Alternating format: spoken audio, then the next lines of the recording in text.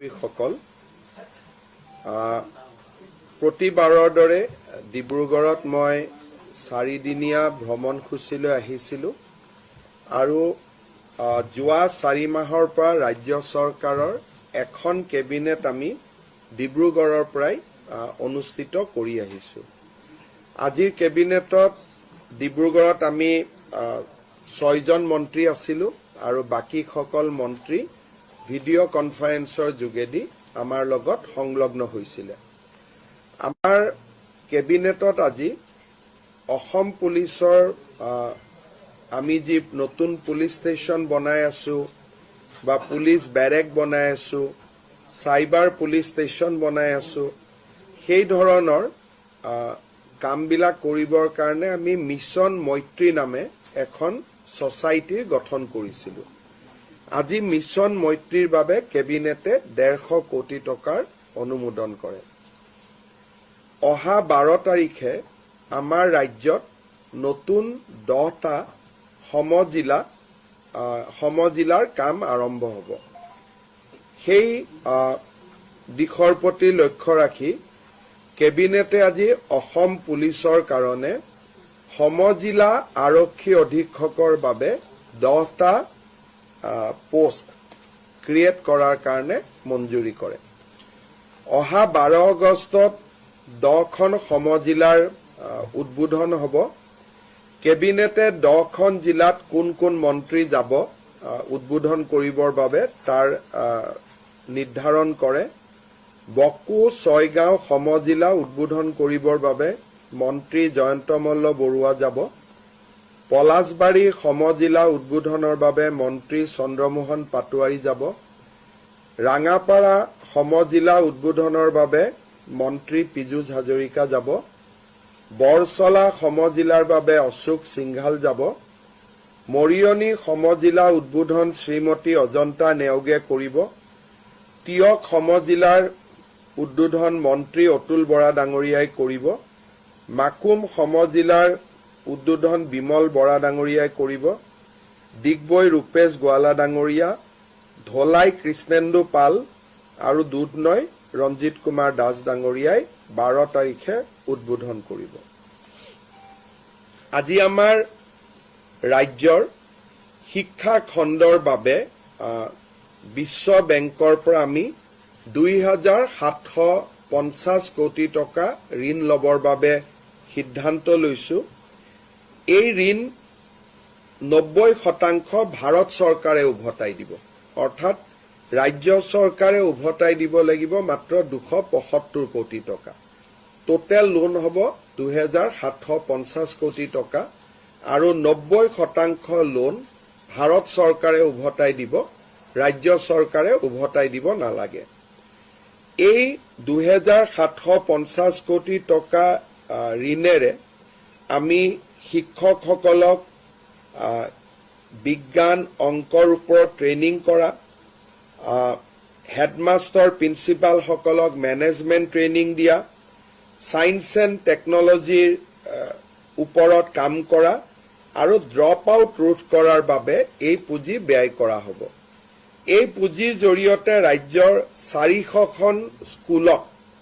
সুন্দৰভাৱে নিৰ্মাণ কৰিবলৈ 3 কোটিৰ পৰা 5 কোটিকৈ টকা স্কুলত ব্যয় কৰা হ'ব আৰু 1733টা অংগনবাদী কেন্দ্ৰকো এটা সুন্দৰ পৰ্যায়লৈ লৈ অহাৰ বাবে প্ৰতিটো অংগনবাদী কেন্দ্ৰতে 25 লাখ টকাকৈ ব্যয় কৰা হ'ব। 1733 অংগনবাদী কেন্দ্ৰত ৰাজ্যৰ শিক্ষা খণ্ডত ই এক নতুন দিগন্তৰ সূচনা কৰিব। আমি বহুদিনৰ পৰা জাপানত অসমৰ শিক্ষিত ল'ৰাক চাকৰিৰ বাবে পঠিয়াবৰ বাবে এডভান্টেজ অসমৰ সময়ত কৰা চুক্তিৰ বিষয়ে আলোচনা কৰিছিলোঁ। জাপানৰ পৰা 3টা কোম্পানীয়ে জাপান চৰকাৰৰ পৰা বিধিবদ্ধ অনুমতি লৈ অসমৰ যুৱক যুৱতীসকলক জাপানীজ লেংগুৱেজত শিক্ষিত কৰিব খুজিছে। জাপানৰ এই কোম্পানী 3টাৰ নাম হ'ল Asian one company limited, J6 venture limited আৰু মাইকো কেৰিয়াৰ পাৰ্টনাৰ্ছ লিমিটেড এই তিনিটা কোম্পানীয়ে অসমৰ ল'ৰাক জাপানী ভাষাত শিক্ষিত কৰিব আৰু জাপানত নিশ্চিত নিয়োগৰ সুবিধা দিব আৰু জাপানত যেতিয়া আমাৰ ল'ৰাই কাম কৰিব ইণ্ডিয়ান ৰুপিজত মাহত প্ৰায় 2.5 লাখ টকালৈকে উপাৰ্জন কৰিব পাৰিব এই বিষয়ে আমি এই তিনিটা কোম্পানীয়ে অসমত অহাৰ পিছত আলোচনা কৰাৰ পিছত আমি আৰু আপোনালোকক তথ্য দিব পাৰিম এই ট্ৰেইনিং প্ৰগ্ৰাম বিলাকত 3.5 লাখ 4 লাখ টকা পৰ্যন্ত খৰচ হয় ইয়াত যাতে ল'ৰা ছোৱালীয়ে খৰচবোৰ বহন কৰিব পাৰে সেই কাৰণে ৰাজ্য চৰকাৰে 1.5 লাখ টকাৰ ৰাজ সাহায্য আগবঢ়াব বাকি টকা ষ্টুডেণ্টে বেংকৰ পৰাও ল'ব পাৰিব বা নিজেও ইমানখিনি পুঁজি তেওঁলোকে ব্যয় কৰিব পাৰিব কাৰণ 3 মাহ জাপানত দৰমহা পোৱাৰ লগে লগে তেওঁলোকৰ মূল বা যিটো বিনিয়োগ কৰিছিল সেইটো লগে লগে তেওঁলোকে উভতাই দিব পৰা পৰ্যায়ত আহি যাব আমি প্ৰথম পৰ্যায়ত 3000 অসমৰ ল'ৰাক জাপানত চাকৰি কৰিবৰ কাৰণে জাপানীজ লেংগুৱেজ ট্ৰেইনিং দিব খুজিছো আৰু বহুত সময়ত কোনোবা ল'ৰা ছোৱালী যদি জাপানতো যাব নোখোজে জাপানৰ ইমান কোম্পানী এটা ইণ্ডিয়াত আহিছে তেওঁলোকে ইণ্ডিয়াতো কাম কৰিব পাৰিব জাপানীজ কোম্পানী ইন ইণ্ডিয়া এই আঁচনিখন যাৰ নাম আমি CM ফ্লাইট বুলি দিছো chief minister foreign language initiative for global human talent so এইটো আমাৰ এডভান্টেজ অসমত আমি ঘোষণা কৰিছিলো আজি তাক আমি এটা সম্পূৰ্ণ ৰূপ দিলো ইয়াৰ প্ৰত্যেকজন ট্ৰেইনিং লোৱা ল'ৰা ছোৱালীক ৰাজ্য চৰকাৰে 1.5 লাখ টকাৰ স্কলাৰশ্বিপ দিব আজি আমি আৰু এটা বহু ৰাইজৰ উপকাৰ হ'ব আমি সিদ্ধান্ত লৈছো আপোনালোকে জানে যে আজিকালি গুৱাহাটী ডিব্ৰুগড় যোৰহাট শিলচৰ বহুত মহানগৰীত মানুহ ফ্ল্যাটত থাকে যেতিয়া এবাৰ ফ্ল্যাট নিৰ্মাণ হৈ যায় তাৰ পিছত ফ্ল্যাটটো পৰিচালনা কৰাৰ দায়িত্ব ফ্ল্যাটৰ আৱাসীসকলৰ ফ্ল্যাটত বহুত ৰিটায়াৰ্ড মানুহ থাকে যেতিয়া ফ্ল্যাটবোৰত কেতিয়াবা ট্ৰান্সফৰ্মাৰ নোহোৱা হৈ যায় কেতিয়াবা পানীৰ ডিপ টিউবেল বনাব লাগে বা কেতিয়াবা ফ্ল্যাটটোক মেৰামতি কৰিব লাগে বিল্ডাৰজনেতো মেৰামতি নকৰে বিল্ডাৰজনে তেওঁলোকক দি থৈ গুচি গ'ল ৰাইজে কষ্ট পায় সেইকাৰণে প্ৰয়োজন সাপেক্ষে ফ্ল্যাটত সামূহিক কাম কোনো ব্যক্তিগত কাম নহয় সামূহিক কাম কৰিবৰ বাবে এতিয়াৰ পৰা MLA সকলেও ফান্ড দিব পাৰিব আৰু ৰাজ্য চৰকাৰেও বিভিন্ন বিভাগৰ পুঁজি প্ৰয়োজন অনুসৰি দিব পাৰিব আনটাইড ফাণ্ডে হওক বা আন মিউনিচিপালিটিয়ে বিচাৰে কিবা ফান্ড দিব বিচাৰে তেওঁলোকে এতিয়াৰ পৰা ফ্ল্যাটতো পুঁজি দিব পাৰিব আগতে আমি গাঁৱত দিও নামঘৰত দিও মন্দিৰত দিও ৰাস্তাত দিও কিন্তু ফ্ল্যাটত আমি কোনো সহায় নকৰো এতিয়া আমি ফ্ল্যাটত সহায় কৰিব পাৰিম দুটা কণ্ডিশ্যন ফ্ল্যাটটো বিল্ডাৰৰ অধীনত থাকিব নালাগিব ফ্ল্যাটটো সোসাইটিৰ অধীনত থাকিব লাগিব দ্বিতীয়তে কামবিলাক কমন কাম হ'ব লাগিব যে গোটেই বিল্ডিংটো ৰং কৰা বা পানীৰ ব্যৱস্থা কৰা বা ফ্ল্যাটত এটা মন্দিৰ নিৰ্মাণ কৰা বা ফ্ল্যাটত এটা অডিটৰিয়াম নিৰ্মাণ কৰা যিবিলাক কমন কাম প্ৰত্যেকজনে ব্যৱহাৰ কৰিব পাৰে তেনেকুৱা ধৰণৰ কাম কিন্তু কোনোবাই যদি কয় যে মোৰ ঘৰখন ৰং কৰি দিয়ক সেইটো নোৱাৰে কিন্তু ফ্ল্যাটৰ বাহিৰটো ৰং কৰিব লাগে তাত চৰকাৰে ইচ্ছা কৰিলে সহায় কৰিব পাৰিব দ্বিতীয়তে আমি নতুন ডিপাৰ্টমেন্ট এটা কৰিছিলো আমাৰ ষ্টাৰ্টআপৰ বাবে আজি আমি এই কামখিনি আগবঢ়াই ল'বলৈ ডিপাৰ্টমেন্টৰ অধীনত আমি ডিপাৰ্টমেন্ট অফ ইনকিউবেশ্যন আৰু ষ্টাৰ্টআপৰ অধীনত Assam innovation and startup foundation নামে সেকশন 8 কোম্পানী এটা গঠনৰ অনুমতি দিও আমি লাহে লাহে ষ্টাৰ্টআপ ইকোসিস্টেমটো শক্তিশালী কৰাৰ কাৰণে এই সিদ্ধান্ত গ্ৰহণ কৰিছো ই ৰাজ্যৰ ষ্টাৰ্টআপ সকলক যথেষ্ট সহায় কৰিব আজিৰ কেবিনেটত মুখ্যতঃ এইকেইটা সিদ্ধান্ত গ্ৰহণ কৰা হৈছে অতিৰিক্তভাৱে মিছন বসুন্ধৰাৰ অধীনতো আৰু 500টা অনুষ্ঠানক আজি কেবিনেটে ভূমি আবণ্টন কৰে নামঘৰ মন্দিৰ বা চৰকাৰী কাৰ্যালয় এই ধৰণৰ শিতানত সামূহিক যি অনুষ্ঠান সেই অনুষ্ঠানৰ বাবে আজি ভূমি দিয়া মঞ্জুৰি কৰে যদি আপোনালোকে কিবা খুদিব পাৰে আমি যোনে কৰে আমি তেওঁলোককে আগবঢ়াই দিম তাতে আমি এতিয়া 3টা কোৰ্স লৈছো যোনে ড্ৰাইভাৰ হ'ব খোজে সেকেন্ড জুন আইটিত জয়েন কৰিব খোজে লো লেভেল আইটি হলেও কথা নাই আইটিত যাব খোজে থাৰ্ড নাৰ্সিং তাৰ পিছত আমি আৰু এটাকৈ যোগ কৰাই গৈ থাকিম ইঞ্জিনিয়াৰ হওক ডিপ্লোমা হওক লাহে লাহে আমি তাক বঢ়াই লৈ গৈ থাকিম বৰ্তমান এই 3টা কোৰ্সত আমি অক্টোবৰৰ পৰা আৰম্ভ কৰিম কিন্তু ইয়াৰ কোনো লিমিট নাই কাৰণ জাপানত এভাৰেজ মানুহৰ বয়স এতিয়া 48 বছৰ অসমত এভাৰেজ বয়স হল 22 বছৰ সেইকাৰণে তেওঁলোকে অসমৰ পৰা 25,000 ল'ৰা ছোৱালী নিব খোজে কিন্তু ইমান ল'ৰা ছোৱালীক শিকাব পৰা এইটো সম্ভৱো নহয় সেইকাৰণে এতিয়া আমি 3টা দি আৰম্ভ কৰিছো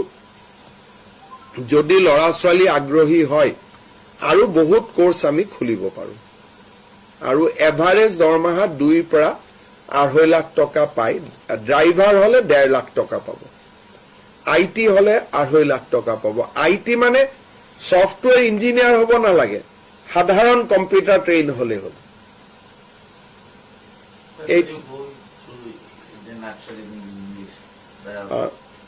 বহুত দীঘলীয়া হৈ যাব বাবা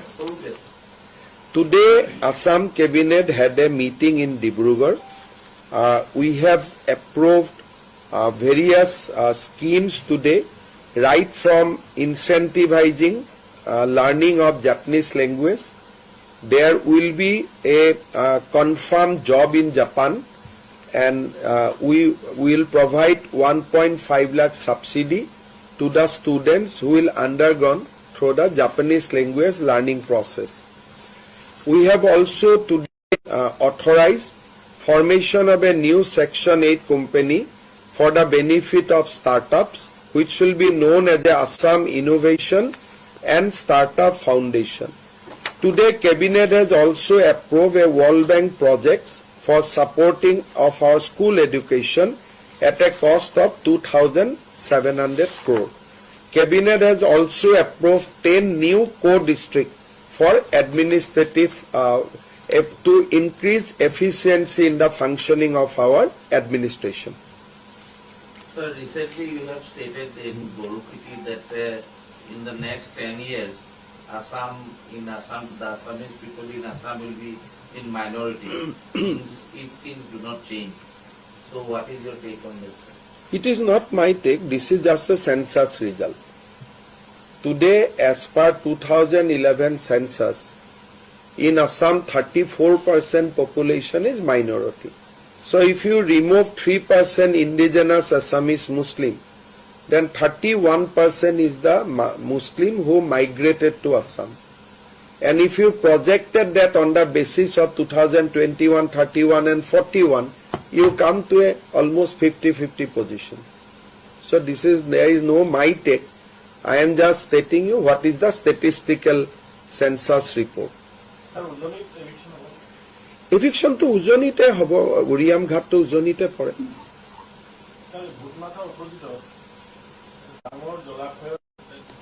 আজিৰ পৰা ডিস্ট্ৰিক্ট এডমিনিষ্ট্ৰেশ্যনে চাইছে কি ঘটনা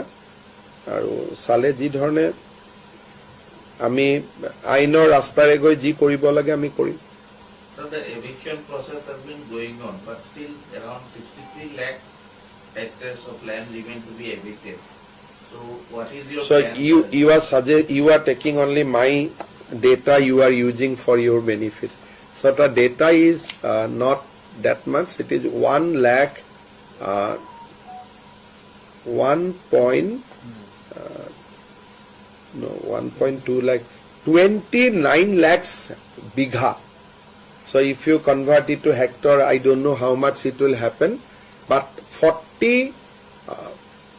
I think 29 into divided 9 lakhs acre land is under encroachment today in Assam. And I can't plan it for so much land. My life will finish, then also it will not get vacated.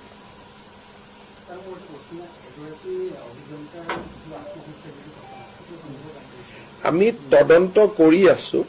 আৰু ঘটনাটো চাব খুজিছো যে কি হৈছিল আমি বিল্ডিংটো চাব পঠাইছো ইঞ্জিনিয়াৰক যে আসলতে কাম কৰিছিল নে কাম কাৰণ এই বিল্ডিংটোতো দেখা বিল্ডিং গতিকে তাতে কাম কৰাৰ বিল আছিল কাম নকৰাৰ বিল আছিল সেইকাৰণে আজি অভিযন্তাৰ টিম সকল গৈছে বিল্ডিংটো চাবৰ কাৰণে কাৰণ বিল্ডিংটোত যিমান কাম হৈছে সিমানেই বিল পাব গতিকে বিল্ডিংটোৰ কামটোৰ এছেছমেণ্ট কৰিলে আমি প্ৰমাণ কৰিব পাৰিম বাকি ইঞ্জিনিয়াৰ আৰু এছডিঅ জনক এৰেষ্ট কৰিছে পুলিচ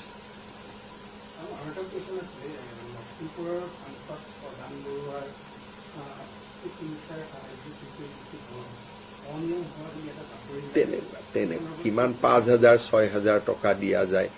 এটা সিএম ৰিলিফত আমি কিমান দিওঁ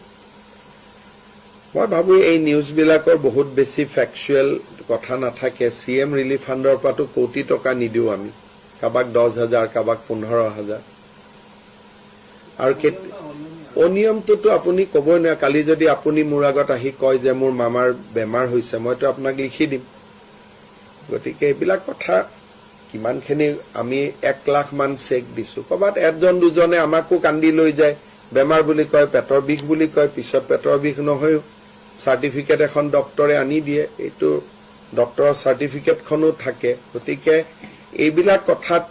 ইমান চাব গলে চৰকাৰখনে খালি ইনকুৱাৰী কৰি থাকোতে 5 বছৰ সময় পাৰ হৈ যাব গতিকে কিবা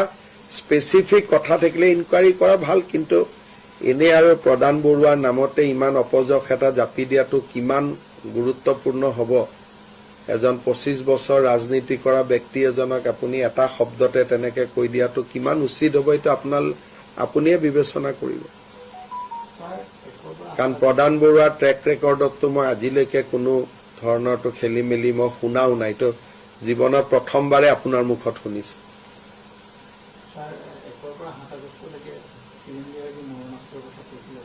একৰ পৰা 7 আগষ্ট নহয় তো এটা পোৰ্টেল খুলি থাকিব সদায় এপ্লাই কৰি থাকিব পাৰিব পোৰ্টেলটো খুলিলেহে আপোনালোকে দেখা পাব 1 তাৰিখে আমি খুলি দিম একো হ'ব পাৰে 1 বা 7 তাৰিখে মোৰ সময় চাই পেলাই উদ্বোধন কৰিম তেতিয়া আপোনালোকে মাৰানষ্টৰ বাবে আবেদন কৰিব পাৰিব যাক লাগে দিছে ইনকুৱাৰী কৰিব যোন পাব যোগ্যতাক দিব আৰু পোৰ্টেলটো নাথাকিলে আজিও গৈ আপুনি কাগজত আবেদন কৰিব পাৰে কোনোটো আবেদন কৰাটো একো বাধা নাই গতিকে আমি যেনিবা আবেদন কৰাৰ সুবিধা কৰি দিম যে সেৱা হেতু পোৰ্টেলত আবেদন কৰিব পাৰিব বা কিবা কৰিব পাৰিব আমি আবেদনটো সুবিধা কৰি দিম আৰু আজিও বহুতে আবেদন কৰি লৈয়ে আছে মাৰানষ্টৰ লাইসেন্স দিয়াটোতো কোনো এটা নতুন কথা নহয় অসমত বহুতৰ আছে খালি এতিয়া আমি কৈছো যে ঠিক আছে যোন নিৰাপত্তাহীনতাত ভুগিছে তেওঁলোকে এপ্লাই কৰক আমি ইনকুৱাৰী কৰি আমি লাইসেন্স দি দিম অৱসৰপ্ৰাপ্ত কলেজ শিক্ষকৰ যিটো নিযুক্তি বিষয়টো খুব চৰ্চা লাভ কৰিছে মই এটোত বহুত সমৰ্থন কৰো গতিকে মোক প্ৰেছাৰ দি লাভ নাই আৰু মই এটোত 100% সমৰ্থন কৰো যে এখন অনুষ্ঠান অভিজ্ঞ ব্যক্তি নহলে নচলে একদম 100ৰ 101% বহাল থাকিব অকল 100% নহয় 101 কাৰণ কোনোবাই যদি অভিজ্ঞতাক অমান্য কৰে এই পৃথিৱীখন নচলে অভিজ্ঞ লাগিবই গতিকে ইয়াতে মোৰ ওপৰত প্ৰেছাৰ আনিও লাভ নাই আৰু মই জানো যে অভিজ্ঞ নহলে কোনো এখন অনুষ্ঠানেই চলিব নোৱাৰে ঘৰখনত দেউতা নাথাকিলে ঘৰখন চলিব নোৱাৰে ৰিভিউ নাই আজি আমি নাওবৈচা সমষ্টি ৰিভিউ কৰিছো তাৰ পিছত ৰাতিপুৱা আমি সোণাৰী সমষ্টিৰ কাম কাজ চালো আজি গধূলি টিংখং সমষ্টি আলোচনা কৰিম আৰু পৰখি দিনাখন মাৰ্ঘেৰিটা সমষ্টি আমি আলোচনা কৰিম হ'ব